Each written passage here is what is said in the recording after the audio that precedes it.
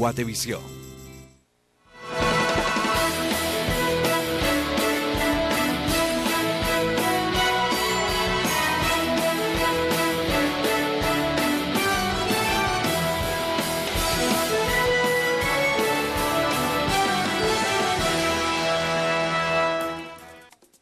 Gracias por acompañarnos a esta hora de la mañana, 7:30. Y bueno, desde ayer lo veníamos anunciando, esta posibilidad de poder platicar ampliamente con el presidente electo de Guatemala, Jimmy Morales, sobre diversos temas, sobre muchas inquietudes que usted también a través de redes sociales nos ha manifestado, la gente que nos está viendo en estos momentos en directo en Estados Unidos a través de Centroamérica TV, que ha seguido muy de cerca también toda la campaña del ahora presidente electo de nuestro país, Jimmy Morales, a quien le damos la bienvenida a nuestro estudio. Presidente electo, buenos días. Buenos días, muchas gracias. ¿Así es la forma correcta de denominarlo, presidente electo? Sí, sí, porque en funciones está el presidente Maldonado Aguirre y en este caso, pues, presidente electo, y hasta que sea la investidura, ahí vamos, o la toma de posesión, ahí ya será el presidente. ¿Cómo transcurrieron las primeras 24 horas? Porque obviamente el domingo, después de la conferencia de prensa en el Tribunal Supremo Electoral, allí en el centro de cómputos, las preguntas, el nerviosismo, el análisis inmediato de lo que podía llegar a pasar, pero ya el lunes hubo más tiempo seguramente para pensar, ya hablaremos de la conferencia de prensa, pero en lo personal, en lo familiar, ¿cómo fueron esas primeras 24 horas como presidente electo del país? Bueno, antes de poder, quisiera agradecerle a toda la población guatemalteca, tanto acá en nuestro territorio como fuera del territorio, fundamentalmente en Estados Unidos, agradecerles a los guatemaltecos que nos apoyaron, porque creo que sin el apoyo de la población hubiera sido imposible una candidatura como la de Jimmy Morales. Muchas gracias por su apoyo y ahora creo que voy a necesitar más apoyo, porque no es cuestión de un hombre, es cuestión de todo un pueblo luchar por salir adelante. Con relación a las primeras 24, 36 horas, ha sido definitivamente un tiempo en el que hay muchas emociones, pero yo las podría resumir en tres. Una felicidad total, feliz. Un agradecimiento pleno con Dios, con la población, con el equipo de trabajo y un compromiso total con mi Guatemala. Seguramente hay muchos temas importantes de las principales acciones que comenzaron ya a tomarse y vamos a hablar en un ratito de ello, pero recibió muchas llamadas de mandatarios a nivel internacional, el vicepresidente de Estados Unidos, el presidente de El Salvador, el presidente de México, y menciono estos tres en un contexto de muchas llamadas seguramente porque son socios estratégicos de Guatemala en lo comercial, Estados Unidos, sobre todo México. Fue solo una llamada de cortesía, esto ya establece un plan de trabajo para esta etapa de transición para ir logrando acercamientos con estos países que son, insisto, estratégicos para nuestras relaciones bilaterales? No, las llamadas fueron básicamente de felicitación, fueron básicamente de poder mantener una relación y garantizar esos nexos diplomáticos que se tienen que tener, tanto los países centroamericanos, que ya hablamos con el presidente Hernández de Honduras, Sánchez de El Salvador, Ortega de Nicaragua, también con el presidente de Costa Rica, presidente de México y el vicepresidente de Estados Unidos que nos llamó. También hemos recibido alguna comunicación por escrito del presidente Rajoy de España y hemos tenido también con algunos otros países de Sudamérica. Usted ya estuvo en Estados Unidos durante la campaña, recordemos lo que muchos consideran un paso estratégico de acercamiento con la comunidad migrante que en cierta forma influyó también en el voto en muchas áreas rurales por la cercanía justamente de estas personas con sus familias desde Estados Unidos. ¿Algo más hizo allá? ¿Dejó planteada alguna agenda o algún punto importante en aquel viaje que usted realizaba a aquel país? Claro. Aprovecho para decirles a mis hermanos migrantes que si bien es cierto, en esta oportunidad no votaron, pero sí contaron. Ellos muy amablemente estuvieron llamando telefónicamente a sus familiares y a sus amigos para que apoyaran alguna candidatura. En este caso pues fue la nuestra y muchas gracias por ese apoyo. Nosotros hicimos un planteamiento y adquirimos 3 compromisos con nuestros hermanos migrantes. Uno es mejorar todo lo que es la atención en la red consular. Actualmente se tienen 15 consulados en Estados Unidos y queremos ver si logramos ampliar paulatinamente hasta llegar a 23 consulados allá en Estados Unidos, pero mientras no se haga esa ampliación, pues garantizar un buen trato en el tema consular darle participación a personas migrantes en la atención al público allá, garantizar que haya algunas personas que tengan la posibilidad de, aparte de hablar el inglés y el español, algún idioma vernáculo, algún idioma maya nuestro, para poder facilitar ciertos temas de comunicación. En el segundo compromiso que tuvimos fue ayudarlos a certificar habilidades. Vamos a poner un ejemplo. Allá llega una persona, empieza lavando platos en un restaurante, logra llegar a ser asistente de cocina y se convierte en chef. Pero por alguna razón deja de laborar en ese restaurante y no tiene un certificado que le garantice que es chef. Entonces tiene que ir a buscar trabajo, pero tiene que empezar otra vez o a lavar platos o a ser asistente porque no tiene una certificación que garantice sus habilidades. No significa que la embajada o el consulado lo va a hacer, pero sí le va a permitir tener nexos o algunos contactos para que puedan avalar a través de exámenes sus habilidades y poder garantizar que ellos puedan tener estos avales, tanto si se quedan en Estados Unidos como si regresan a Guatemala para poderse integrar a una economía de mejor forma. Y finalmente, poder inculcar y ayudarles a inculcarles una cultura de seguros. ¿Por qué?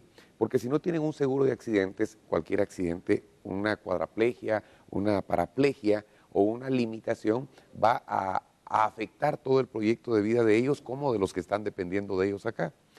Un seguro de repatriación, porque uno pues automáticamente no tiene comprada la vida eternamente y es necesario porque a veces muchas familias no tienen ni siquiera ese beneficio. Y finalmente un fondo de retiro para que no, ya sea que quieran regresar o que tengan que regresar obligadamente, ellos no estén sin nada. Todo ese proyecto se los platicamos y lo planteamos por escrito, lo estuvimos distribuyendo en distintas ciudades y queremos hacerlo realidad porque tenemos un compromiso grande con nuestros hermanos migrantes. Empecemos a hablar de la agenda de ayer, el equipo de transición, vamos a ponerlo en pantalla porque son los operadores que tendrán a su cargo en esta, bueno, importante época, más de 70 días de plantear temas puntuales. Ahí vemos estos 5 personajes, por qué los eligió, funciones fundamentales y qué esperamos de este equipo de transición. Sabemos que básicamente el tema de la operación en el Congreso de la República para la aprobación del presupuesto es uno de los temas fundamentales. ¿Por qué eligió a estas personas? ¿Y qué esperamos de ellos? Bueno, esta presentación que se hizo ayer en conferencia de prensa presentó al equipo que va a liderar todo el equipo de transición, porque el equipo de transición van a ser más de 30 profesionales, cada uno experto en las distintas actividades de las distintas carteras y secretarías del Ejecutivo. En el caso del licenciado Elmer Erasmo Beltetón, es un abogado, tiene 2 maestrías en Derecho Constitucional, en Derecho Laboral y, por cierto, recientemente terminó su doctorado en Derecho Constitucional también. Él, a la par del licenciado Carlos Martínez Gularte, van a ser como abogados los que van a tener todo el tema legal y de transición, juntamente con el equipo del doctor Maldonado Aguirre. Mañana a las 11 de la mañana es la primera reunión con el equipo de transición de él. Exactamente. Y también está César Aguilar, que es auditor y es especialista en todo lo que es administración y temas tanto tributarios como administrativos gubernamentales. Entonces, ellos 3 van a tener a su cargo la primera sesión y ellos van a tener después la coordinación de todos los demás profesionales. Este primer acercamiento fue a petición y ha consensuado con el gobierno actual para poder durante los próximos aproximadamente 80 días, tener todo el traslado de la información de cómo está el tema presupuestario, cómo está el tema de personal por cada una de las carteras y qué proyectos son los que están en vigencia, en proceso y deben ser culminados. ¿Será más fácil este proceso de transición bajo la presidencia de Maldonado, tomando en cuenta que siempre surge mucha rigidez cuando asume un partido político de un color que seguramente presenta un candidato a la presidencia y como que siempre el desorden y todo lo que ocurre ahí o borrar cualquier tipo de evidencia, porque hay que decir que eso ha ocurrido en reiteradas ocasiones? Hoy no ocurriría, porque vemos una gran apertura de Maldonado que al final llega al poder para tratar de ordenar medianamente la casa y poder entregar un gobierno y un Estado en mejores condiciones. ¿Así lo visualiza usted?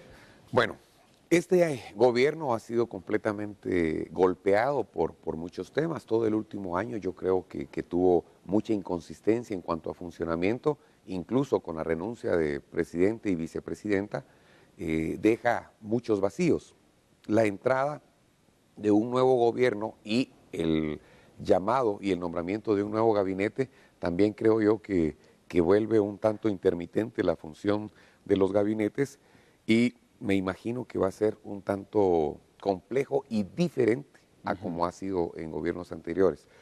Espero yo que haya también un tema, o mejor dicho, que no suceda lo que ha sucedido en gobiernos anteriores, es que la ejecución anda por un 50, un 60%, y en los últimos 2 meses milagrosamente se ejecuta un 40%, claro, un 30% del presupuesto.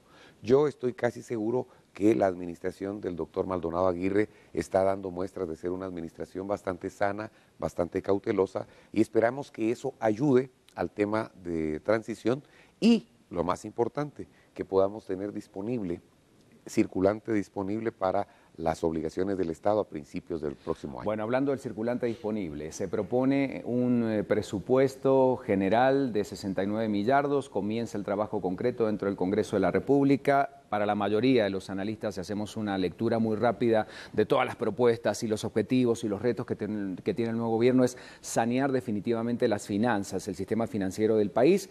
Ahí hay muchos temas importantes. ¿Por qué 69 millardos? ¿Qué va a priorizar? ¿El gasto social, programas sociales? Hay una partida comprometida también para el Ministerio de Gobernación. ¿Por qué esta cantidad y de dónde sacar los recursos? ¿Cómo lo va a evaluar? Hay 3 propuestas, 72.5 millardos, que era lo del proyecto para el 16, 54 millardos, que fue una propuesta de la iniciativa privada que nosotros creemos que es demasiado dura, basada en temas de quitar todo lo que es corrupción, pero en realidad es muy aventurado y dejaría en muchos problemas muchas de las carteras que deben ser atendidas. Y nosotros nos hemos abrazado bastante al tema de los 69 millardos, dado que la recaudación que nosotros tenemos, más lo recomendable, que es no más allá del 2% del PIB para el endeudamiento, creemos que esos 69 millardos nos permiten mantener lo recomendable en temas económicos.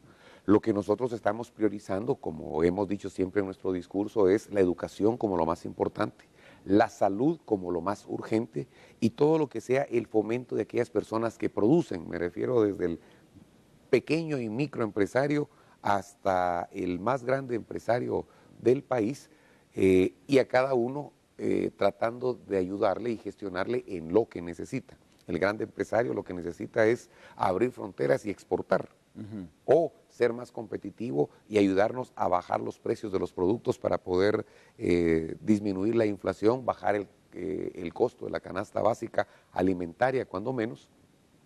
Y en el caso del pequeño y microempresario, pues accesarlo al crédito para que puedan tener mejores condiciones.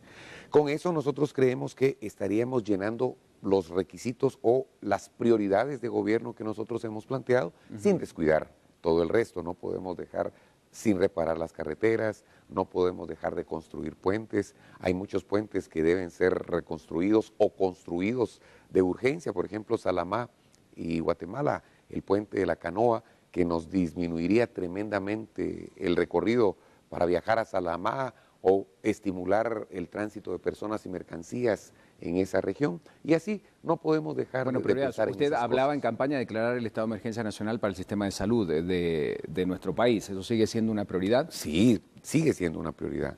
No se puede seguir muriendo gente en la... Vamos a plantearlo así. ¿Qué simboliza y qué representa un hospital? Esperanza de vida, salvar la vida. Y si en la emergencia de los hospitales se está muriendo la gente porque no hay medicinas, ¿qué esperanza tiene la persona en el sistema hospitalario?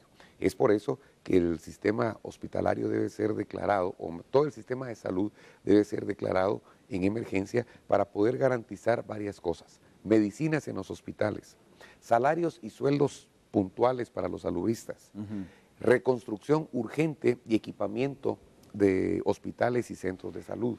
Necesitamos que todo el sistema primario, que tiene que ver con extensionistas, que tiene que ver con prevención, tiene que ser reforzado de una forma importante. Y solamente con reforzar el sistema primario de salud, nosotros vamos a evitar esa cascada que genera el no tener esta asistencia acá.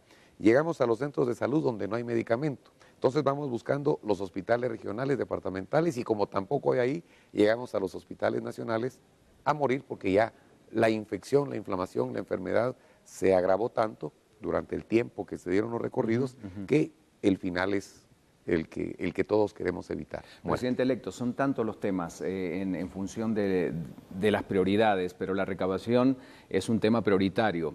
¿Le va a entrar de lleno a la SAT? ¿De qué manera recuperar la credibilidad de los contribuyentes? Creo que es un tema fundamental y un tema complejo por cómo hoy está la situación. ¿Hay un plan concreto justamente para el sistema tributario del país? Bueno, empecemos porque somos institucionalistas y precisamente hace unos días fuimos y firmamos un pacto de fortalecer la institucionalidad en el país. La SAT es autónoma, o sea, no podemos ingerir e interferir. Lo que sí podemos hacer es nombrar a un superintendente que sea honrado. De ahí parte la base. Ajá, que sea honrado, que sea la cabeza, que demuestre habilidades pertinentes, capacidades, honradez, y al otro directivo, pues también que le nombramos, que tenga las mismas cualidades y que sea un bastión importante para el superintendente.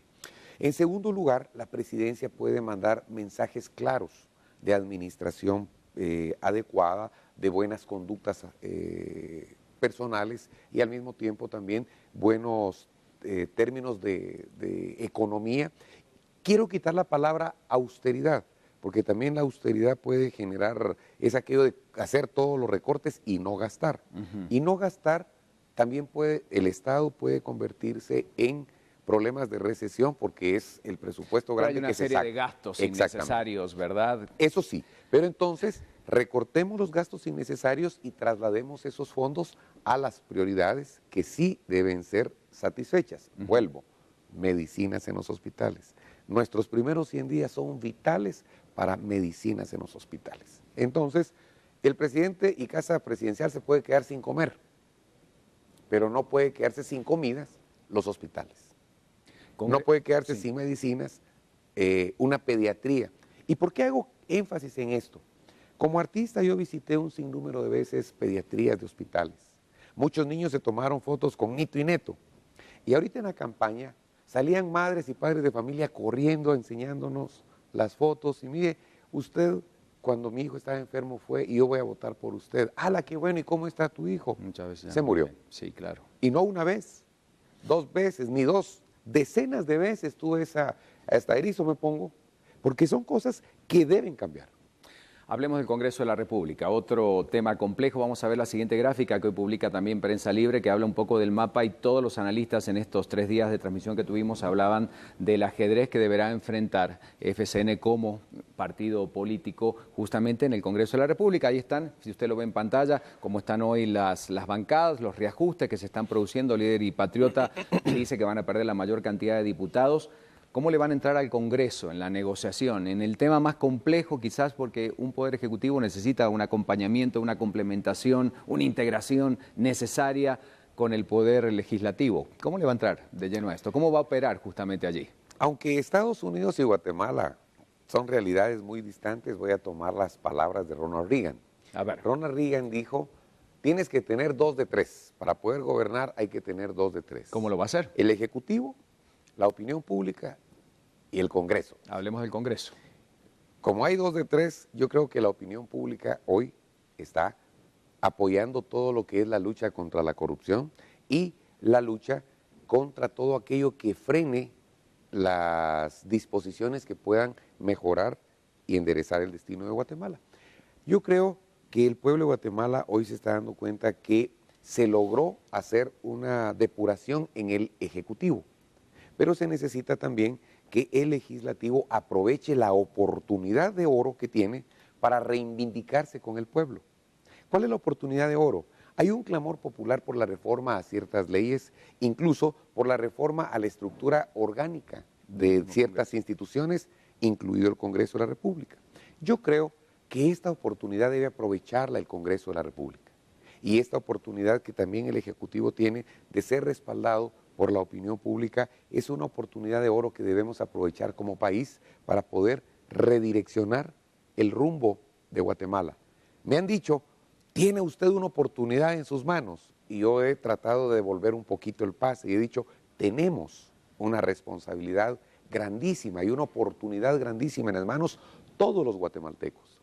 Y he hecho una práctica durante los últimos días de campaña y me paraba y decía, ¿qué ven acá? Y todos se quedaban callados y decía, un hombre común. No tengo superpoderes ni tengo varitas mágicas. Tengo todo un deseo de servir y una vocación de servicio más que comprobada. Y tengo la capacidad de dirigir y ser líder. Ahora lo que necesitamos es que toda la población y todas las instituciones empecemos a hacer lo que nos corresponde. Los medios de comunicación, yo les he pedido que sean nuestro garante. Nosotros vamos a trabajar con puertas abiertas y queremos que ustedes nos ayuden haciéndose presentes en todas las negociaciones y acuerdos que pueda tener el gobierno. ¿Por qué? Porque ustedes le van a trasladar esa verdad a la población y la población tiene que apoyarnos. Regreso entonces. Nosotros queremos hacer propuestas reales al Congreso de la República. ¿Qué es negociable y qué no es negociable a la hora de buscar voluntades que apunten al interés de una ley, de un marco legal que aporte y que tenga que ver con los proyectos que usted vaya a plantear como presidente de la República junto a su equipo de trabajo? ¿Qué es negociable y qué no es negociable? No es negociable todo aquello que sea lesivo para la nación. Un acuerdo económico que no pueda cumplirse no puede negociarse. Comprar voluntades de diputados, que es una práctica muy común. Eso es, para dinero. empezar, va contra la ley. Para terminar, creo que si nosotros empezáramos con esa práctica, estaríamos volviendo a lo que nosotros hemos dicho que es la razón por la que estamos participando en política. Tratar de romper esas prácticas y tratar de encaminarnos hacia el sentido correcto de lo que es un servidor público. Un servidor público es llamado por la población para hacer las cosas buenas por la patria. Hablemos de esto que es muy interesante. Usted hablaba de la opinión pública, hoy también sale publicado para entender, y yo creo que usted lo tiene más que claro, cómo está el país o cómo votó el país en relación a esta segunda vuelta electoral. El color azul prevalece indudablemente, pero si hablamos de el mapa de alcaldías, obviamente hay colores políticos donde está el partido líder, donde en muchos lugares está el Partido Patriota, la UNE, en algunos lugares se encuentra por Guatemala. ¿Cómo va a lograr usted ser un presidente acercándose a las municipalidades? Usted ayer lo decía, o en la conferencia, va a ser un presidente municipalista, un gobierno municipalista que va a tener acercamiento con ellos. Pero ¿cómo va a lograr justamente generar esta mancuerna con otros colores políticos que son la mayoría en el resto de los países, en el resto de los municipios? Efectivamente, nosotros hemos planteado que, aparte de que estamos participando en política, hemos dado muestras de tener capacidades de liderazgo. Antes de la primera vuelta, 10 días antes de la primera vuelta electoral, yo me acerqué a la ANAM, que es la Asociación Nacional de Municipalidades, Así es. y les planteé precisamente un proyecto municipalista, conste, 10 días antes de la primera vuelta, y les dije que si nosotros pasábamos a una segunda vuelta, nos interesaba ir de la mano con los alcaldes. ¿Por qué? Porque ahí es donde empieza la verdadera gobernabilidad y la gobernanza de un país. Y se logra a través de la satisfacción de las necesidades plenas del pueblo. Y donde hay muchos focos de corrupción que hay que atacar también, que se dan en los municipios. Por supuesto, pero todo eso va de la mano, ha ido de la mano con gobernación o el gobernador departamental y los directores de los consejos de desarrollo departamentales. Entonces la propuesta fue sencilla. Miren, si yo paso a segunda vuelta necesito que me apoyen. Y si gano las elecciones, les prometo lo siguiente: se acaban los colores partidarios porque ustedes y Jimmy Morales fueron electos para servir a la nación, no para obedecer a los colores de un partido político. Y ustedes van a participar como candidatos electos, más aquellos candidatos que participaron y no ganaron, pero que tienen liderazgo, más el partido de nosotros, más algunas organizaciones, y vamos a hacer una junta coordinadora departamental en donde juntos vamos a poner una terna para gobernador y para el director de consejos de desarrollo, que sean honrados, capaces y de lugar, para que garanticemos de que Jimmy Morales no pone a un amigo de Petén a ser gobernador de Escuintla. Entonces, bajo esos términos, todos los alcaldes, o por lo menos más de 200 alcaldes, están ya contentos de esto, y aprovecho para decirles a todos los alcaldes electos, a ninguno se le va a castigar por no haber participado o apoyado. Esta es una oportunidad de oro que tenemos para poder conducir el país por verdaderos destinos de gobernabilidad, verdaderos destinos de desarrollo. Y gracias a un acuerdo gubernativo, que es de este año 2015, plantea que se quita la discrecionalidad en el uso de los recursos del presupuesto de obras geográficas, o el presupuesto geográfico de obras, perdón. De tal forma que ya no va un alcalde a poder decir, yo quiero hacer la municipalidad, yo quiero hacer un estadio, sino que se está priorizando el tema de saneamiento de aguas, inversiones en caminos y carreteras rurales, y todo de lo rural hacia el centro urbano. El plan de lucha contra la desnutrición lo trabajaría en conjunto con los municipios, que es uno de los temas a los que hay que entrarle de manera inmediata en el país. Por supuesto que sí. Estamos con la CESAN, que queremos trabajar a través de la Secretaría de Seguridad Alimentaria y Nutricional, junto con el Ministerio de Agricultura, Ganadería y Alimentación, un proyecto que nos permita llegar hacia las municipalidades. Es difícil priorizar cuál es el municipio que está con mayores problemas de desnutrición, porque al ver el mapa de desnutrición, indicadores muchos más complejos que otros, pero la realidad el nacional 60% de los municipios está en condiciones deplorables, pero habrá que ver cómo logramos trabajar eso. Presidente electo, diciembre está a la vuelta de la esquina. ¿Qué elementos concretos va a tomar en cuenta a la hora de decir, este será mi gabinete? Yo sé que se reservan los nombres y que los está evaluando dentro de este famoso equipo de notables, de muchas personas que se le van a acercar. ¿Cuál va a ser el criterio que va a primar para que estas personas sean las que lo acompañen en su gabinete? Que va a ser un gabinete diverso, por lo que veo. Y cuando es diverso, aunque todos traigan buenas voluntades, ¿cómo lograr esa cohesión para que entiendan cuál es el proyecto que Jimmy Morales como presidente tiene para todos apuntar hacia el mismo objetivo? Porque pueden haber muchas buenas voluntades, pero si no están bien enfocadas, nos quedamos solo en eso. ¿Cómo lo plantea hacer?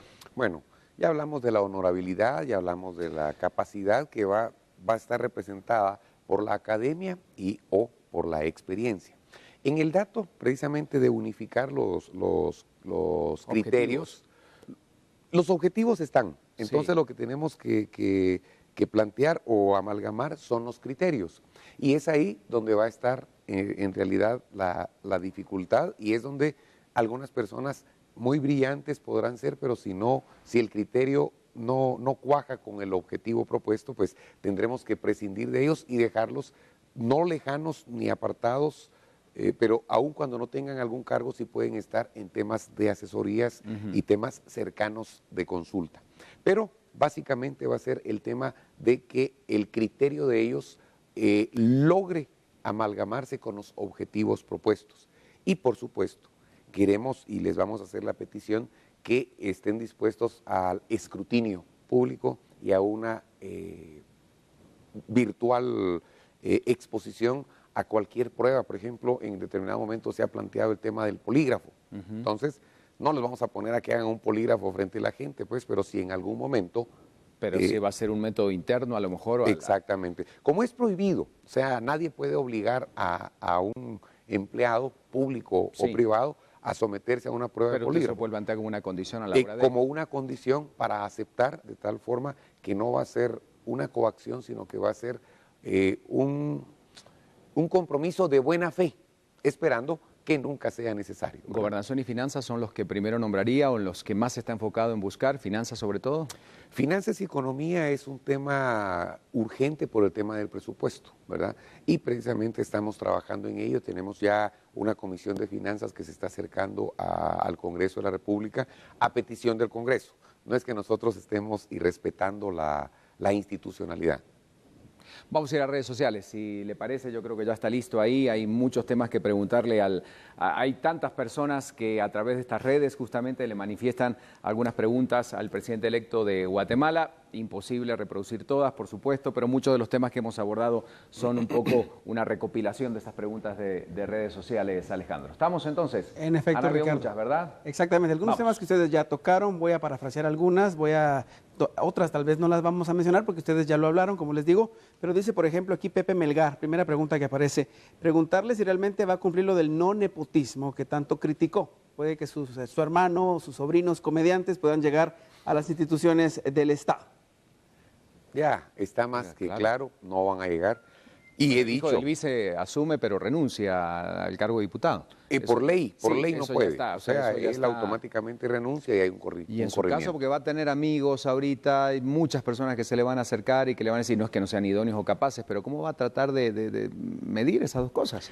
Pues las personas que han sido amigas mías durante años, podríamos hablar... Sin negar que un amigo pueda ser el mejor ministro de Economía que pueda tener el país. Digo. Sí, y me refiero a que habrá 2 o 3, pero que no están en el partido por ser mis amigos, sino que vienen trabajando en el partido durante mucho tiempo, pero ninguno de ellos está buscando o queriendo un cargo ministerial, y además, si llegaran a darse, va a ser por temas de capacidad. Sin embargo, ni mis hijos, ni mis hermanos, ni mis amigos tienen haciendo cola para poder optar a un cargo, ni me lo han pedido, ni se los he ofrecido. ¿Mantiene lo de las auditorías externas permanentes, que también lo decía en campaña? Por Sí. supuesto.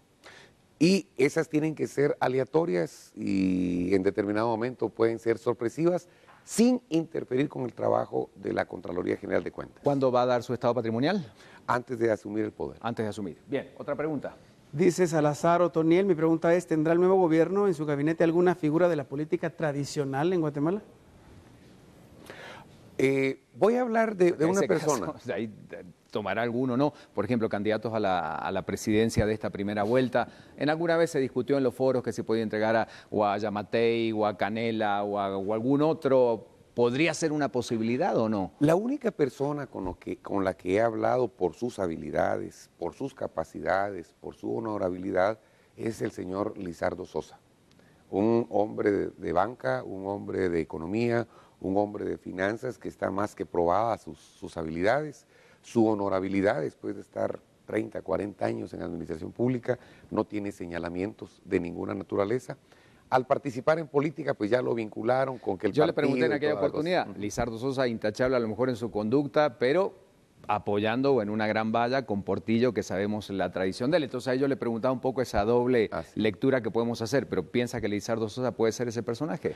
Puede ser, insisto, no le he propuesto nada, no me ha propuesto nada, sino que en unos foros le dije, Lizardo, me interesaría platicar, ¿te interesaría? Sí, por supuesto, si es servir a la patria, me interesaría ¿Suger, platicar. que tuvo usted reuniones con él? Tuve reuniones con el doctor Suger, pero él me manifestó que definitivamente no tiene ningún interés en política, que ganara quien ganara, pues él estaba anuente a servir desde la docencia, desde la academia, como lo ha hecho, y ahí está. Quiere gente nueva, gente con experiencia. Es imposible buscar a alguien que no haya tenido alguna relación, cuando hablamos de esta pregunta, Alejandro, con la política tradicional, que no haya tenido alguna experiencia o que no haya tenido algún acercamiento, digamos, pero no eso puede tachar si ha trabajado para alguna administración, hay que analizar lo que hizo dentro de esa administración. Voy a poner un ejemplo. El licenciado con magíster y con un doctorado pendiente de sustentar su tesis, Elmer Erasmo Beltetón Morales. Que se lo cuestionaba por haber estado no vinculado a la ex vicepresidenta. Pero es ahí donde hay que tener cuidado cómo redactan los medios. Porque dice, fue asesor jurídico de Valdetti, cuando eso es mentira. Él fue asesor jurídico de la Secretaría de Extinción de Dominio, que es diferente a ser asesor de alguien. Es más, esta oficina está en la zona 2 y él nunca tuvo contacto con Valdetti. ¿Por qué yo lo puedo decir? Porque yo tengo 15 años de conocer a Elmer Erasmo Beltetón, sé de su paso por el RENAP como registrador nacional, sé de su paso por el Ministerio de Trabajo, en donde fue intachable su asesoría y su conducta, y es un joven de 38 años con todas las habilidades posibles, y yo invito a los medios de comunicación que si saben algo de a de veras, pero que sea un señalamiento verdadero y genuino, hagamos valer la libre emisión del pensamiento con la verdad. Y la prueba correspondiente. Y la prueba correspondiente. Porque si no, engañamos, desinformamos, que es lo mismo, a la población y se generan rumores no buenos para la población. Así es que no estoy peleando con los medios, sino que estoy invitando a los medios a que así como la política está cambiando, también nuestra visión debe cambiar. Voy a poner otro ejemplo. Emanuel Sainer. Emanuel Sainer efectivamente fue diputado por el Partido Patriota y fue asesor en determinado momento. En materia de competitividad. En materias de competitividad desde el tiempo de Berger. Es egresado de INCAE, tiene maestrías y doctorados en Harvard, es una eminencia económica. Pero aun cuando no va a ser parte de mi gabinete, pero nos estaba asesorando, automáticamente le entraron algunos medios. Pero mire, él es del Patriota. No, él ya había renunciado y no está vinculado a actos de corrupción. Entonces, tenemos que tener mucho cuidado con ese tipo de situaciones e insisto, yo invito a los medios de comunicación a que tengamos ese cuidado con qué se va a decir, porque el momento en el que estamos de confianza, de fe, de credibilidad de la población, es importante que si se va a presentar algo, se presente con la prueba fehaciente. En función de lo que usted dice, mantener la confianza de quienes lo votaron, pero a la vez, ¿cómo va a conquistar la falta de credibilidad en el sistema político de una gran cantidad de personas que no asistieron a votar? Si hacemos un análisis del porcentaje del abstencionismo o de los que directamente no asistieron a las urnas, ¿cómo va a ser Jimmy Morales como presidente para recuperar esa credibilidad en ese sistema político deteriorado que una parte importante de la población tiene? Porque está la gente que lo votó y que obviamente implica para usted una responsabilidad porque confiaron en lo que usted dijo, pero hay un montón de personas que no creen en el sistema político y dijeron, no quiero saber nada de este tema. ¿Qué va a hacer ahí? Bueno, es un tema importante porque usted va a ser presidente de todos los guatemaltecos, no solo de los que lo votaron. Totalmente. No hay un presidente en la historia del mundo que haya tenido el 100% de votos. Nadie. Y es más, yo los invito a que hagamos un análisis y veamos si hay otro presidente en la historia que haya tenido el número de votantes que se tuvo en esta ocasión.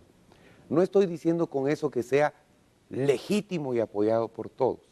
Estoy diciendo que esa confianza está dada por más de 2.200.000 guatemaltecos, de 7 millones de empadronados que hay. Esa confianza se ganó por alguna razón y hay que ganar la confianza del resto. Y son dos cosas: el testimonio que yo dé con mi conducta y el apoyo que den todos los demás, incluidos los medios, transmitiendo la verdad. Porque si la verdad llega, yo creo que todos ganamos. Esas dos cosas son, teniendo la opinión pública a través del respaldo y la defensa de la verdad por medio de los medios de comunicación y yo esforzándome desde la cabeza, dando un buen testimonio de vida y de administración pública. ¿Cuál es el principal temor que tiene Jimmy Morales? Al fracaso. No como ser humano, en el caso, bueno, ya, cuando asuma como presidente de la República. Al fracaso. Como todo emprendedor, toda la vida he sido un emprendedor y el emprendedor le tiene miedo al fracaso, pero no tanto como para dejar de intentarlo. Tengo el temor de cometer errores. No tengo el temor de que me sorprendan robando porque nunca he sido ladrón. No tengo el temor que me sorprendan en actos de corrupción porque nunca he sido corrupto.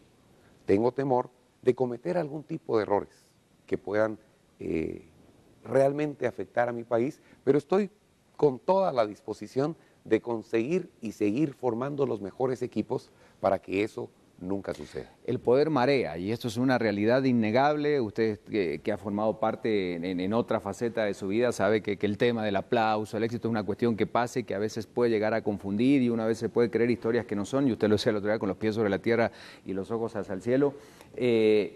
Es un tema complejo ¿cómo lo piensa manejar también? Porque aunque ahorita me diga que no, pero de todas formas sabe que se va a enfrentar a un espacio, a un escenario de exposición pública, de exposición de Guatemala, usted como representante a nivel internacional, ¿esto cómo lo tiene contemplado manejar? ¿Cómo va a ser siempre para tener esos pies sobre la tierra? Y no olvidarse de esto, porque es complicado, Claro. Es complicado. Ahorita lo saludan de otra manera, ayer me decía, fue al cine, lo miran de otra forma, entonces es un tema que hay que manejar también, ¿no? Sí, hay que manejarlo. Pues no tendría una fórmula específica para poder contestar esa pregunta, pero si le pregunto a mi esposa todos los días cómo estoy, creo que me va a decir la verdad, entonces no hasta me va a aterrizar todos los días. No te sabría decir. Creo que aferrarme a mis principios y a mis valores, hay un proverbio que dice, instruye al niño en su camino y aun cuando fuere viejo no se apartará de él.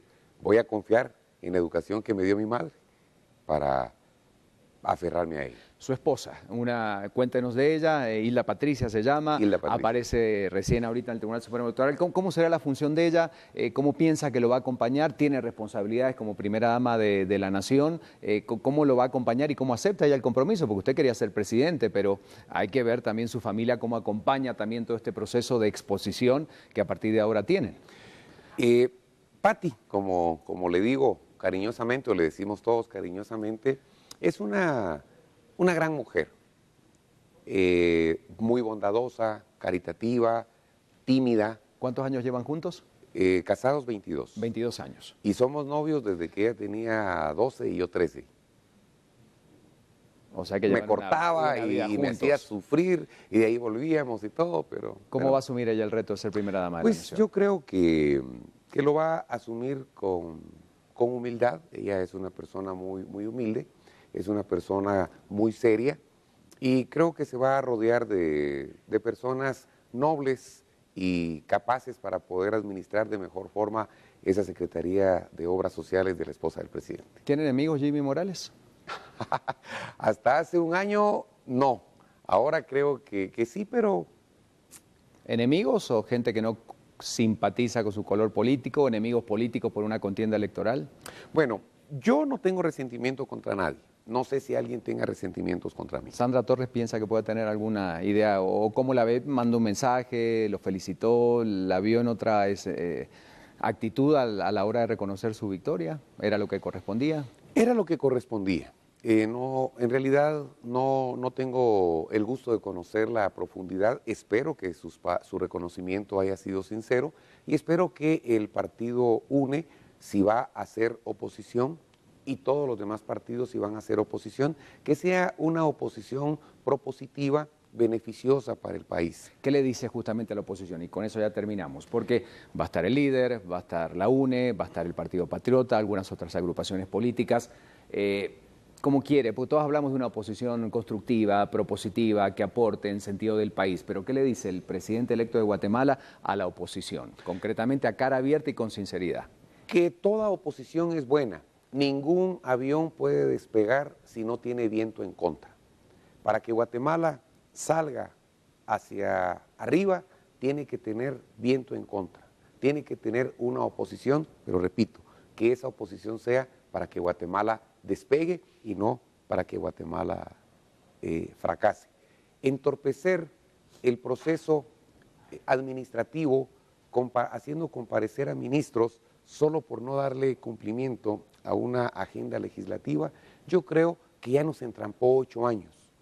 No es esa la ruta, es hacer las proposiciones y decir las cosas como son, con la verdad. Así es que, amigos políticos de otros partidos, los invito a que hagamos esa oposición o hagamos una coyuntura para poder aprobar todo aquello que vaya en beneficio de Guatemala. Una última pregunta, 14 de enero, pero no del 2016, sino después de 4 años, cuando usted esté entregando la banda presidencial, ¿qué va a decir ese discurso? ¿Qué a la hora de rendir cuentas, qué cree que será lo más destacado que el presidente Jimmy Morales habrá hecho por Guatemala? ¿Cómo la visualiza usted a esa Guatemala dentro, no de 15 o 20 años, dentro de 4 años después de su gestión? Me gustaría decir, entrego una Guatemala mejor que la que encontré, con menos desnutrición, con más educación, con hospitales funcionando a cabalidad y con pequeños empresarios que han formalizado su empresa y que ahora han pasado a contribuir y han hecho una base más grande de tributación para poder tener una nación más justa. Me gustaría ser el gobierno recordado como el que puso las bases para el desarrollo.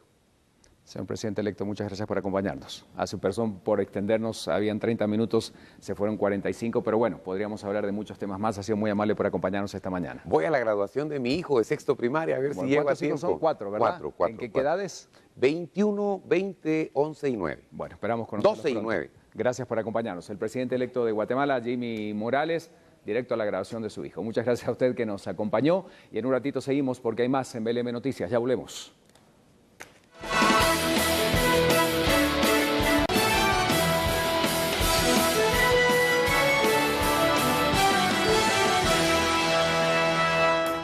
Gracias por acompañarnos, 8:19. Bueno, ya se fue el presidente electo de Guatemala, Jimmy Morales. Llegó el momento del análisis de algunas de las cosas que dijo, pero también de lo que le espera y de lo que debería hacer. Así que María René Varillas, ya están aquí los analistas que nos acompañan. Ya, precisamente tenemos a Philip Chicola. Perdón, Muy bien, a Philip, mí ¿cómo me te va? cuesta el nombre de Philip, pero Philip, gracias por estar aquí. ¿Chicola o Chicola? Es Philip Chicola. Philip Exacto. Chicola. Y Estuardo Zapeta. ¿Qué tal? Buenos días, aquí. Gusto saludarlo. Igualmente. Ya equipo de transición, presupuesto a ser analizado en el Congreso de la República, 69 millardos lo que está pidiendo el presidente. ¿Qué piensan de esta primera medida y de este equipo que tiene funciones fundamentales? Philip. Bueno, yo creo que el hecho de que ni 24 horas habían transcurrido desde que había sido formalmente electo presidente y que hiciera estos anuncios contribuye a responder una de las interrogantes que siempre nos habíamos planteado. Y es, Morales, una de sus debilidades era el asunto de la operación política. El mensaje que él está diciendo es, miren, yo ya tengo identificada cuál es mi primera batalla, que es el presupuesto. Creo que es sano que él haya nombrado un equipo externo y que no haya dicho yo voy a ir a buscar diputados al Congreso para que me lo cabildeen, sino que él está diciendo, mira, yo estoy nombrando al señor Lam para que sea mi representante en el Congreso. Está públicamente dando una cifra que es lo que él espera. Obviamente hay que construir sobre los detalles del presupuesto.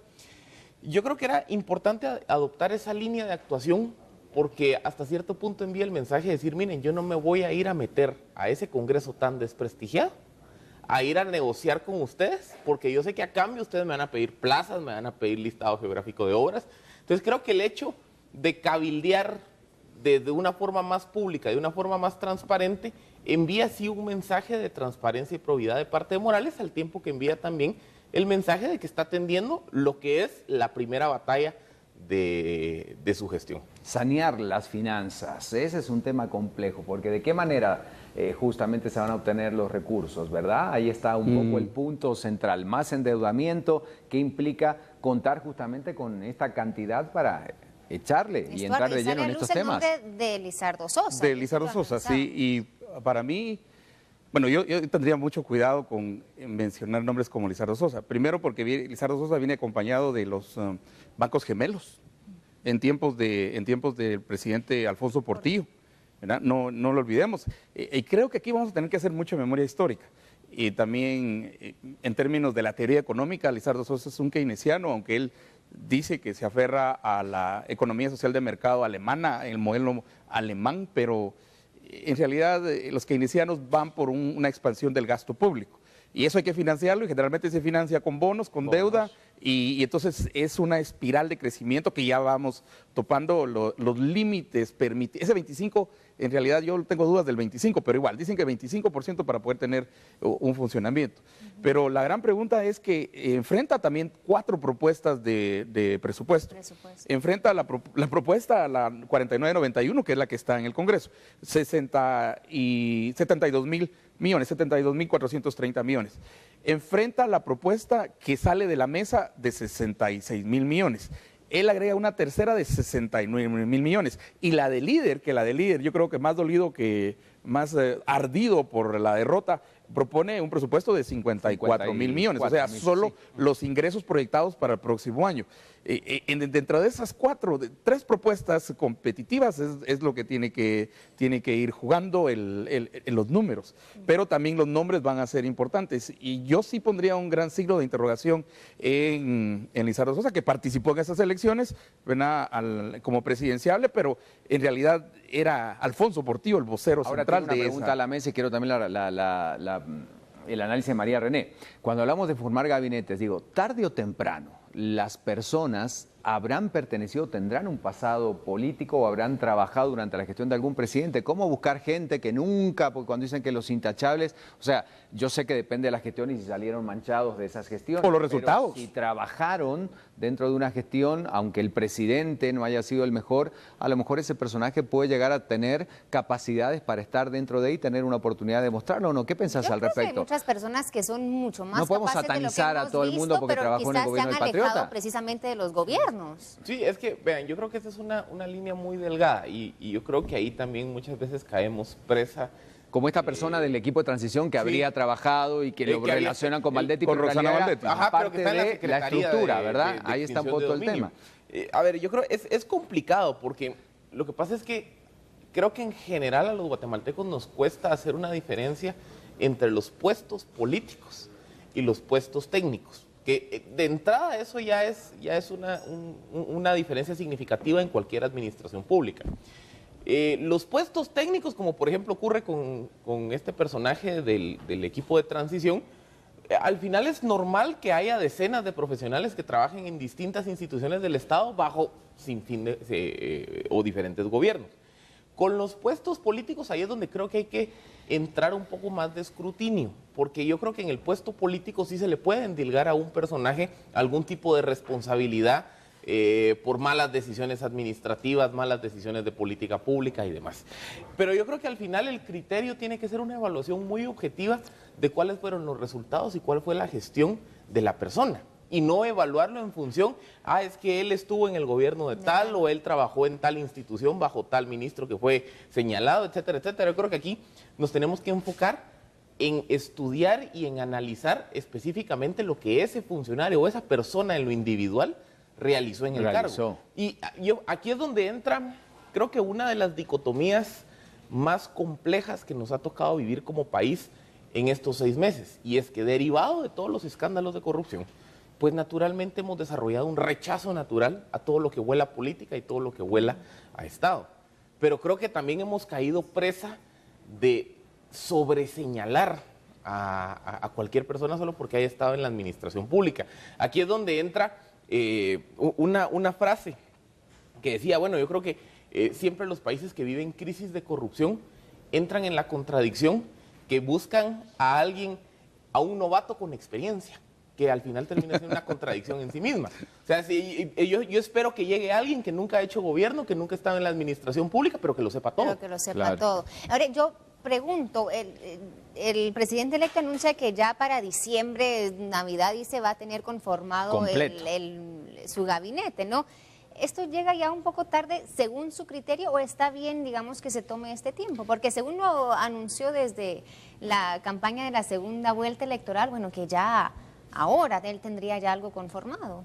Bueno, ¿Se ha tardado mucho? Yo creo que, y ahí difiero con Philippe, yo creo que la premisa de ir a buscar dentro de gente que hizo gobierno por la experiencia, a mí esa premisa no me parece correcta.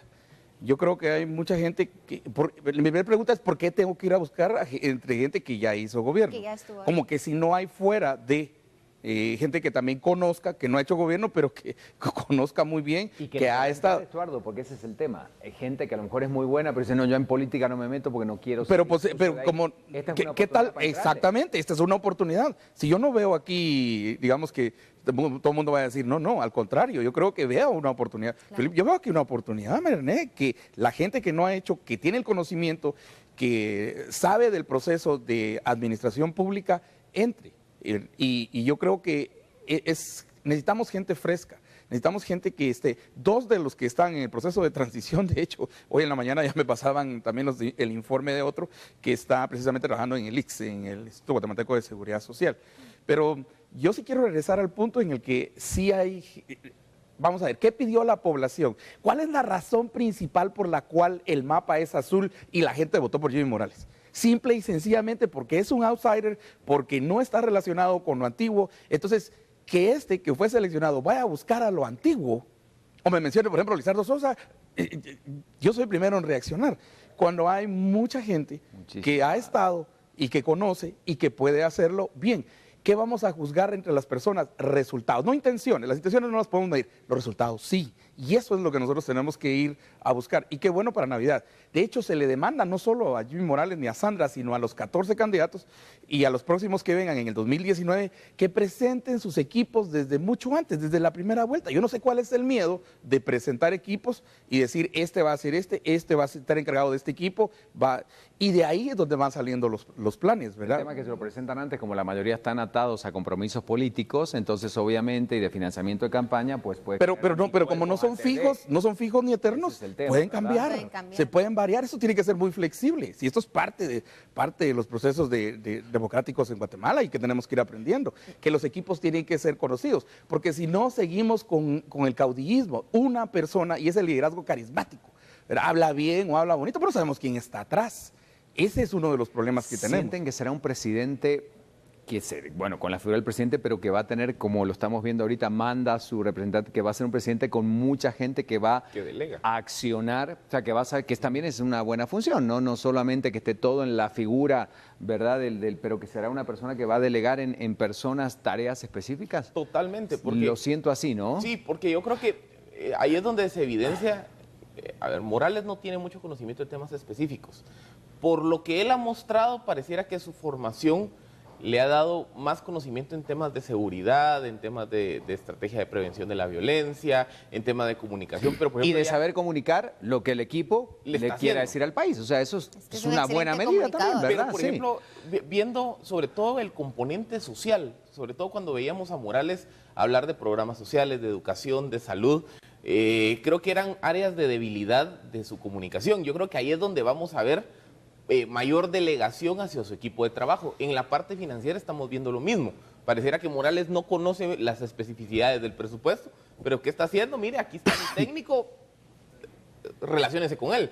Yo creo que sí va a ser un presidente que va a delegar mucho, no va a ser un gobierno tan centralizado como lo fue con Otto Pérez Molina, que prácticamente él hablaba de todo y él decía todo. Lo que es bueno en muchos casos, desde mi criterio, ¿no? Un Totalmente. presidente no un todólogo que al final toca de oído, sino alguien que sepa delegar y que le dé voz. Y por eso es que necesitas buscar Alguien- equipos élite, Exactamente. equipos de altísimo performance y altísima calidad. No vaya a ser que lo que le a veces nos reíamos de lo que decía otro, pero es lo que un equipo de tal cosa le había dicho. Le decía. Y yo creo que mientras no despegue los pies del suelo, de la realidad, los pies en polvorosa, como Hoy te decimos. lo pregunté, y sí. poder marea y digo, no sé Sí. qué responderle ahora, pero es cierto, y él ha sido artista y sabe lo que el aplauso implica, pero después del aplauso se baja el Son corazón. efímeros, Exacto, pasan esa cosa que rápido. dura nada. Y la misma gente que ondea banderas y aplaude un día, es la misma gente que está en el Parque Central el siguiente día diciendo, sáquenlo, renuncia ya. sí, Y sí. ese es el proceso que tenemos. Pero yo creo que aquí, yo sí regreso al presupuesto, porque esa gran batalla que tiene él ahorita del presupuesto, Eso es lo medular. eso es lo medular ahorita. Y estaba viendo aquí que el listado geográfico de obras para este presupuesto 2016 es 3.316.5 millones. Ese es el gran punto de negociación de los diputados. Ese es como el hueso carnudo que quieren los diputados, esos 13.300, que esa es la verdadera línea, que cuando sumamos los 14.000 de este año, más los del 2013, más los en 10 años, son 3, 4 presupuestos nacionales juntos. Y aquí es donde se va en corrupción, y esa corrupción baja desde el diputado, desde el COCODE, desde el COMUDE, desde el CODERE, y está permeando todo, a tal punto que hasta los COCODES están recibiendo ahora dinero para firmar, para que una empresa asociada a un diputado haga la obra. ¿Creen ustedes que sí quedó claro de que no va a estar buscando alianzas dentro del Congreso con los distintos partidos? Le Porque pregunté qué era negociable y no negociable, y dijo que no era negociable un solo quetzal a un diputado, porque es la práctica Bueno, eso yo creo mañosa que lo de tenía que siempre. decir, de Colón Pero dijo lo bueno, mismo. que sí, pero es que- sabe Colón que lo dijo vaya a lo hacer. mismo. Aquí es donde, Pero de donde que- Colón viene- dijo lo mismo. Es que aquí es donde viene el argumento de Estuardo. Es que la corrupción hoy en el 2015 ya no es una corrupción de, mira, aquí está, dame. La corrupción ahora es, mira, a cambio de que yo te apruebe tal ley o tal presupuesto, yo necesito que en el listado de obras que va a ejecutar el Ministerio de Esté tal Comunicaciones empresa. estén estas 3 empresas, estas 3 obras y demás. Y esas porque 3 yo ya me comunidades. arreglé con ellos. Eh. Entonces, ahí es donde entra el punto de Estuardo. Aquí está más relacionado cómo se va a negociar temas como, por ejemplo, listado de obras.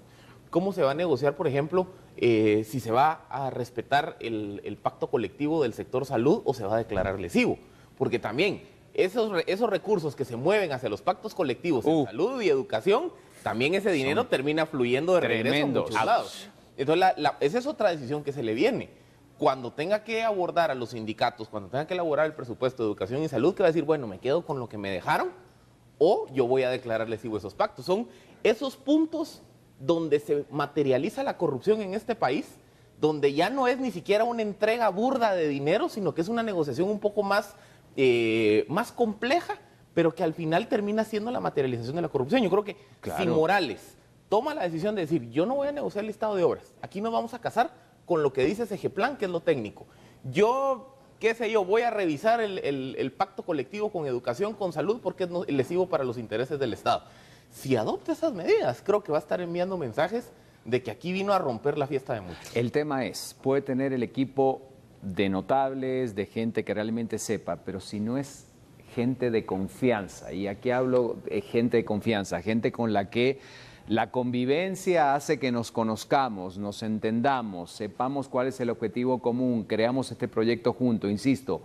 Ese es otro reto muy grande, lograr esa cohesión en un equipo que puede ser excelente, pero para que todos apunten al mismo camino, en el mismo sentido, tengan la libertad de actuar. O sea, ahí hay un tema importante. Se llama liderazgo. Lo que estás hablando es liderazgo. En el sentido de poder realmente lograr que puedo tener el mejor seleccionado, los mejores futbolistas, pero si el director técnico no tiene esa capacidad, pues los jugadores ahí estarán en la cancha. Y lo vemos cuando Messi va al seleccionado argentino. En todos lados hace la cosa buena, llega al seleccionado, no mete ni una. Pero sí. Bueno, es otro tema. Y te duele mucho. La clave de la reunión de gabinete. La reunión de gabinete deben de ser espacios para coordinar política interinstitucional y los objetivos estratégicos de gobierno. Sí se puede lograr eso. Sí se puede, pero lo que pasa es que aquí, tristemente, la dinámica del gabinete ha sido ir a contar lo que estoy haciendo, que el ministro de Salud le cuente a la economía lo que está haciendo, en el gobierno de Otto Pérez que Roxana Valdetti empiece a regañar a todos, en el de Sandra Torres era alinearlos a todos para hacer cohesión social. Eso no es el espíritu de una reunión de gabinete. No. El espíritu de una reunión de gabinete es, vamos a poner los lineamientos estratégicos de la política de gobierno y entonces cada ministerio usted tiene que hacer A, B y C. Nos reunimos en 1 o 2 semanas y usted me dijo de esos 3 objetivos que ha hecho, ¿cómo va? Es un asunto de definición estratégica. Lo bueno es que acá no hay una Sandra Torres, no hay una Sandra Torres que era la que decía o la que se decía que en los gabinetes Sandra Torres hace esto, acá. Estaba a la par de él, y ella lideraba, o una Valdetti que también manejaba de una manera, no quisiera utilizar la palabra autoritaria, pero como en cierta forma, como que era la que tenía realmente el control de absolutamente todo y no permitía esta generación Ricardo, y aquí el estratégico, en lo que estás diciendo, el liderazgo de cohesión, ya se conocen, tienen tiempo, es Jafet Cabrera. Es el rol que va a tener el vicepresidente. Buen rol el de Jafet Cabrera. Él está a cargo también de gabinetes, digamos el gabinete social, el gabinete económico. Hay ciertas responsabilidades que el vicepresidente constitucionalmente ya tiene. Y en ese sentido, ¿cómo vemos ese liderazgo? Yo creo que ellos sí hacen buen equipo, creo que los dos hacen buen equipo. Y ahí veo muy positiva la alianza que han tenido y el hecho que no hayan sacado a Jafet Cabrera antes de tiempo a quemarse. Porque muchas de estas negociaciones, precisamente con la primera batalla que es el presupuesto, ahí va a tener que empezar a foguearse en grandes ligas el mismo vicepresidente. Yo siempre he dicho que ya está fogueado porque es ser rector de San Carlos de que foguea los colmillos y las garras, ¿verdad? Porque es un ente político, no es académico, es político. Sí. El Consejo Superior Universitario es político, no nos engañemos. Pero eso te entrena para este nivel. Luego toda la gente que decida. Y a mí la relación Jimmy Morales, Jafet Cabrera es fundamental para el logro de los objetivos en este campo antes del 14 de enero. De todos los foros que hicimos, yo creo que fueron la mancuerna que más integrada estaba porque se buscaron ellos, no fueron figuras que pusieron a uno porque veíamos algunos que realmente creo que se veían en el foro y no se vieron en su vida, porque cada uno iba para su lado, uno respondió una cosa, otro, esto se veía como que entre ellos sí había integración y eso sí es fundamental, ¿verdad? Caso Coloma Espada, doctor Espada, pero una figura vicepresidencial que iba para un lado y la presidencia con la primera para otro, con todo respeto, pero así funcionan a veces las cosas. Fue el vicepresidente de Colombia, ¿verdad? Sí, Sí, el ¿verdad? vicepresidente Rafael Espada, ¿sí? ¿No te Sí, acordás? es que Sandra era tan visible que hasta Colombo a veces salía realmente, que era muy buena persona y nuestro saludo al doctor Espada, Sí, pero sí, excelente realmente era doctor. como que vivían en dos mundos paralelos, ¿no? Exactamente. Pero no sé si en este momento, yo antes de Navidad esperaría los equipos, por una razón sencilla. Tienen que coordinar. La transición es un proceso de coordinación, pero también es un proceso de liderazgo, lo que estabas diciendo. El que tiene que establecer ahorita la visión aquí es el presidente electo. Todo liderazgo se basa en una visión, hacia dónde va. Tiene que estar muy claro de cuál es esa visión y ser fuerte y decir, a esto vamos. Y los equipos, los liderandos se van uniendo. No es al revés, no es mangoneado por un congreso, por ejemplo. Y hoy en la mañana decíamos, bueno, realmente a Jimmy Morales no se le dio hasta el 14 de enero. ¿Ustedes creen eso No, cierto? O hoy sea, empezó, ayer, ya, ayer, de 48 horas. Y Ya, mira, está casi Sandro ya está acá, y o sea, ya estamos, o sea, ni siquiera porque la otra que estarían dando la vuelta, o generalmente se van una semanita al puerto para relajarse, que es su puerto, acá ya estaba, creo que ayer me dijo que fue al cine con sus hijos, su última actividad, ya digamos, porque ayer empezó formalmente Esas su funciones, tarea, exacto. y es la exigencia del pueblo, que ese es un arma de doble filo, hay un voto de confianza, una gran esperanza de los que lo votaron, pero también, como dicen, eso se puede revertir de la noche a la mañana cuando alguna cosa Especialmente no cuando sea la lo que la barra se ha gente está colocado tan esperando. alto para Jimmy Morales. Y ese gran espectro de gente que no lo votó, que tiene apatía por el sistema político, que no cree en ningún sistema político, que es un número importante, que también tendrá que jugársela el presidente electo para conquistarlos o para mantenernos también contentos, porque no es el presidente de los que lo votaron, es el presidente de Guatemala. Y aquí también hay otro riesgo, y es, si se dan cuenta, los 3 partidos grandes, Líder, Patriota y UNE, sus estructuras de financistas, de profesionales, de activistas, se quedaron huérfanas. Entonces hay mucha gente flotando ahí en el espacio que se le quiere pegar como garrapata al equipo de Jimmy Morales. Y yo creo que Morales ahí es donde tiene que tener el liderazgo y sobre todo tiene que tener la cintura política de evitar que en este proceso de transición se le piensen a colar ahí sí los cuadros indeseables. Claro. Porque las condiciones atípicas de esta elección en la que el partido ganador es un partido sin mucho cuadro técnico que aparentemente llega con menos dependencia en términos de financistas y demás, también es un partido capturable. Y por otro lado, los que tienen incentivos de capturarlo son los que apostaron por los otros caballos y que perdieron la carrera. Entonces, ese reacomodo creo que Morales también tiene que tener mucho cuidado. ¿Quién acepta que entre? Bueno, la Él primera habló de captura una ya está, es el 4991, es el presupuesto. Esa es la primera captura, a eso están apostando los diputados, sobre todo los viejos, ¿verdad? Los antiguos, que van a capturar a aquel y lo van a casi inmovilizar con claro. base en los Él habló Con de tu una experiencia, alianza ¿qué del hacemos con pueblo? los diputados? Perdón, Sí, quiero perdón. saber qué hacer con los diputados para presionar, para que no vuelvan estas prácticas mañosas. Ahí- ¿Qué hace el pueblo? Porque no depende de una sola persona. ¿Qué Eso hacemos iba a con los decir, él habló diputados de la una alianza República? con el pueblo, ¿verdad? Es El que ejercer eso es lo lógico. el poder a través del pueblo y Del la pueblo. presión que nosotros hemos Que no ejercido parar hasta enfrente al ahora. Congreso, ¿qué hacer? ¿Qué O sea, tan fuerte va a ¿qué ser pensar? esa presión? Yo creo que ahorita vamos por buen camino a partir de los 13 diputados que están ya al filo de ir a juicio, ¿verdad? Creo que el momento está dado para meter a cada diputado, ojo que va a entrar en el 2016, porque ahorita esta es la legislación vieja, ¿verdad?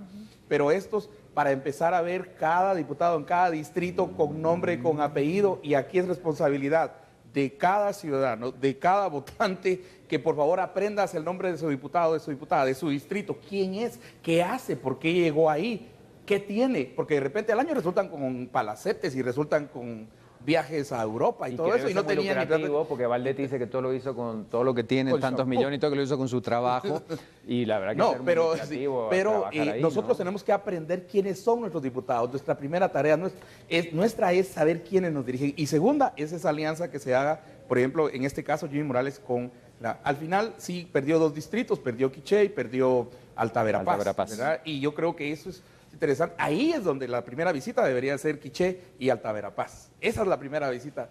En estrategia esa sería la visita lógica, ¿verdad? Sí, pues. Para empezar, lo que dice Filip, a ganarse a aquellos que, y como decís, Ricardo, que no votaron por él, pero a ganárselos. Y la segunda es un agradecimiento a todos, es la alianza. Y las propuestas tienen que ser presentadas, ejemplo, Estados Unidos, donde alguien pone una ley, pero van, se llama constituency, van 35.000, 50.000, 150.000 firmas de ciudadanos atrás de la propuesta. Apoyando eso. Bueno, tenemos que terminar. ¿Tiene futuro político Sandra Torres? ¿Se desaparecerá del contexto político o no? Yo ya lo veo difícil, porque Ya lo ves los difícil, resultados yo del creo que domingo ya son la continuación del rechazo que ella llegó a forjar en 2012. podría mantener cautivo ese porcentaje, pero no más. ¿Qué pensaste, Estuardo? Creo que va a insistir, 1.3 millones de votos tampoco es de despreciar. Sí, es una Creo que que no tiene- vemos cambios de liderazgo en la UNE aún. Sí, Pero y- ese 1.3 no Mucha, ¿y crece. qué hacen los financistas, lo que dieron esa cantidad de pisto? Es que ese es- ¿Qué hacen? Preguntarle Yo a digo, los el financistas financista del Vallezón, ¿qué líder, hago? Yo le di los una del cantidad, líder. yo di una cantidad de pisto ahí, ¿qué hacen ahora? Es que ahí es donde vienen esos reacomodos, porque esta gente son los primeros que están Pero viendo un cómo se le, pistarrajal ahí, cómo se le pues. cuelan a Morales. O sea, la verdad que es ¿Cómo un tema recibe complejo. lo van a que invirtieron recuperar, por mira, otro lado? ¿Y de dónde? Aquí lo quieren recuperar, ve, de nuestros impuestos. Por ejemplo, en el caso... Ah, no, pero no nos Creo vamos, que- esta vez no nos vamos a dejar. tenemos que mucha, dejarlo. esta vez no hay que Sí, pues. dejarnos. En el caso Acabamos de de los abrir el foro, financistas acá del no nos líder, dejamos. En el caso de los financistas del líder, ellos son los que quieren mantener cohesionada la bancada. Porque ellos saben que una bancada de 44 o 45 diputados puede obtener prebendas para empresas, para negocios, etcétera, etcétera. Si la bancada líder se fragmenta, los financistas se quedan en el aire. Entonces, hoy son los financistas los que están tratando de apuntalar al partido. Los financistas, por ejemplo, de Patriota o de la UNE, que no tienen bancadas tan fuertes, sobre todo los de Patriota, son los que están volteando a ver y dicen, bueno, a ver cómo me cuelo ahí, a quién conozco, a quién llamo, qué proyecto le ofrezco. Porque esos son los reacomodos, que aquí se tiró mucho dinero a partidos que perdieron. Y esos financistas quieren recuperar su inversión. Por eso ahí es donde Morales tiene que tener la cintura de evitar que se le cuelen las garrapatas. Va a estar buena esta jugada, muchachos. Acá nos vamos a ver en reiteradas ocasiones. Muchísimas gracias, Philip Chicola. Gracias, Muchísimas Estuardo. gracias, Estuardo Zapeta. Un honor. ¿Cerramos Prensa Libre? ¿Estamos bien con eso? No, no cerramos Prensa Libre. Dijo, no, cerramos la edición de hoy con estas imágenes. Vamos entonces. Gracias por acompañarnos.